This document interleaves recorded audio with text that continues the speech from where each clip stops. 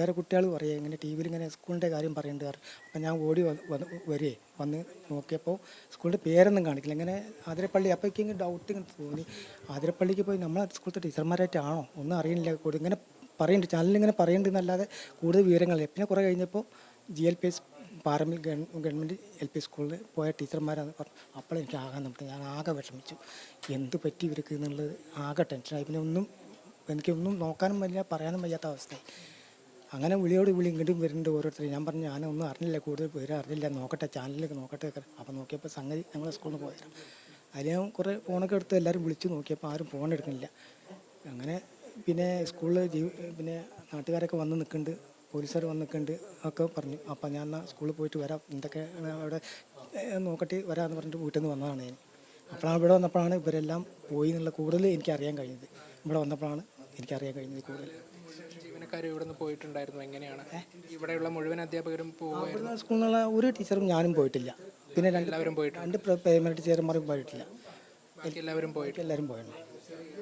യാത്രയ്ക്ക് പോയതാണ്. നേരത്തെ തന്നെ ഈ വെക്കേഷൻ അവധിയിൽ ഉദ്ദേശിച്ചു പോവല്ലേ എന്ന് പറഞ്ഞിട്ടുണ്ടായിരുന്നു.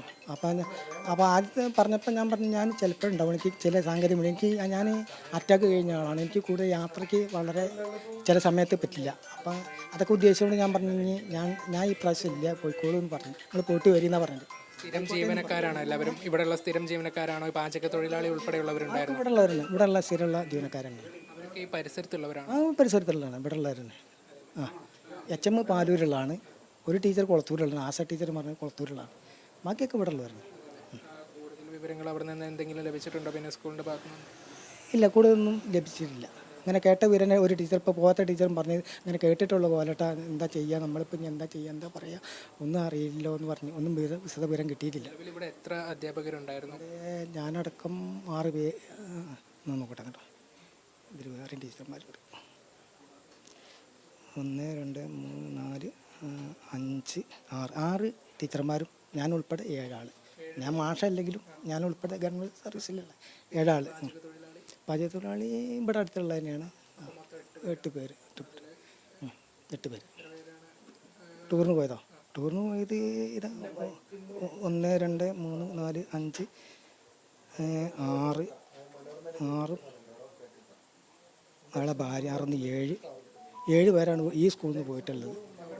അവർ കുടുംബം തന്നെ. ഒരു ടീച്ചറെ മോനുണ്ട്, ഈ കഞ്ഞി വയ്ക്കുന്ന അവരുടെ ഒരു മോനുണ്ട്, പിന്നെ UP സ്കൂളിലെ ഒരു ടീച്ചറുണ്ട്. ഇപ്പം ഞാനിത് കണ്ടപ്പോഴാണ് എനിക്ക് അറിയാൻ കഴിഞ്ഞത്. മറ്റേ എനിക്ക് അറിയില്ലായിരുന്നു ഇവർ പോയിട്ടുണ്ടോ എന്നുള്ളതെന്ന് അറിയില്ലായിരുന്നു. എല്ലാവരും ഒരുമിച്ച് പോകാൻ ഇരുന്നതാണ്? എല്ലാവരും ഒരുമിച്ച്. ആ ടീച്ചർ പോരാറുണ്ട്, ഞങ്ങൾ പോകുമ്പോഴൊക്കെ. ഇപ്പോൾ ഞങ്ങൾ ഊട്ടിക്കൊക്കെ പോകുമ്പോഴൊക്കെ പോന്നിട്ടുണ്ടല്ലോ, അങ്ങനെ പോരാറുണ്ട്. അതൊന്നും കുഴപ്പമില്ല, അവരൊക്കെ ഫ്രണ്ട്സ് അല്ലേ, അങ്ങനെ പോരുന്നതാണ്. നിങ്ങൾ ഒഴികെയും പിന്നെ ഒരു താൽക്കാലിക അധ്യാപിക ഒഴികെയുള്ളവർക്കൊക്കെ അപകടം സംഭവിച്ചു എന്നുള്ളതാണ്? അതെ. അതാണ് ഈ ഫോട്ടോ ഉൾപ്പെടെ. ഒരു താൽക്കാലികമായ ജീവനക്കാരി ഉണ്ട്, അധ്യാപികയാണ്, അതോടൊപ്പം അദ്ദേഹവുമുണ്ട്. ഇവർ 2 പേരുമാണ് ഈ ഒരു യാത്രയ്ക്ക് പോകാതിരുന്നത്. മറിച്ചുള്ള മറ്റ് അധ്യാപകരൊക്കെ തന്നെയും ഇവിടുന്ന് പോവുകയും അവർക്കൊക്കെ അപകടം സംഭവിക്കുകയും ചെയ്തിട്ടുണ്ട് എന്നുള്ള ഔദ്യോഗികമായൊരു സ്ഥിരീകരണമാണ് ഇദ്ദേഹത്തിൻ്റെ ഭാഗത്തു നിന്നും ഉണ്ടാകുന്നത്. 23 വർഷമായി സ്കൂളിൽ ജോലി ചെയ്യുന്ന വ്യക്തിയാണ്. അദ്ദേഹത്തിൻ്റെ വേദന കൂടെ നമ്മൾ മനസ്സിലാക്കുന്നു. അതായത് ഇത്രയും കാലം ഒരുമിച്ച് ജോലി ചെയ്തവർക്കാണ് ഈ അപകടം സംഭവിച്ചിരിക്കുന്നത്.